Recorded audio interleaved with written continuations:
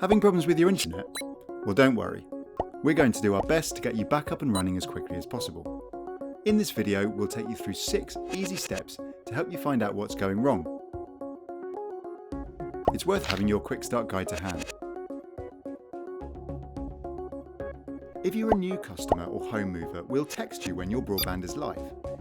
Please note this could take up until midnight, so ensure your broadband is live before setting up your router. Next, let's look at your landline. Using the filter provided, plug your phone into the phone socket and then check that you can hear a dial tone and that there isn't any crackling on the line. If you can't hear a dial tone or there's crackling on the line, call us straight away from your mobile. Assuming your phone line's okay, turn your router off and on again.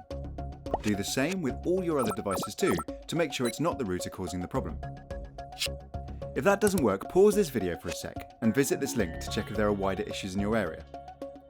But remember, if that's not the problem, come back and keep watching because we've got a few more troubleshooting tips. Right, plugs and cables. We recommend you only use the new plugs and cables that came in the box with your router. You'll need to make sure they're all plugged in correctly too, and that power is going into your router. If your router doesn't work at all, then contact us and we'll help you out. To get the most stable connection, it's always best to plug your router into the master socket, which is the socket where your line enters the property. If your master socket looks like this, then use the filter provided. But if it looks like this, you should plug your router and phone directly into the socket. Once you've checked everything is set up and plugged in correctly, check the lights on your router. They should be solid green.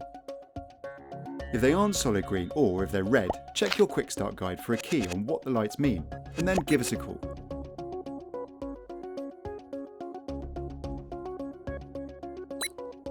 First, let's make sure you're connecting to the right Wi-Fi network.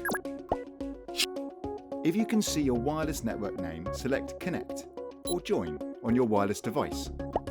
And, when prompted, enter the wireless password that's printed on the KeepMe card you received with the router. Now, let's check whether there's a problem with your Wi-Fi. If you have a device with an Ethernet port, such as a laptop, plug it directly into the router using the following steps. You will have received an Ethernet cable along with your router. Plug one end of the Ethernet cable into any of the yellow Ethernet sockets on the back of your router. Plug the other end into the Ethernet socket on your device.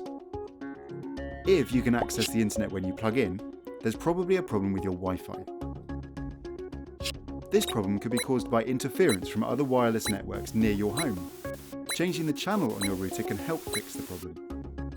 To do this, just press the Intelligent Wireless button on your router. It will look like one of these options. Press this briefly and your router will check if it's using the best Wi-Fi channel and swap if it isn't. The position of your router in your home can also affect your Wi-Fi signal strength. You can get more information on this here.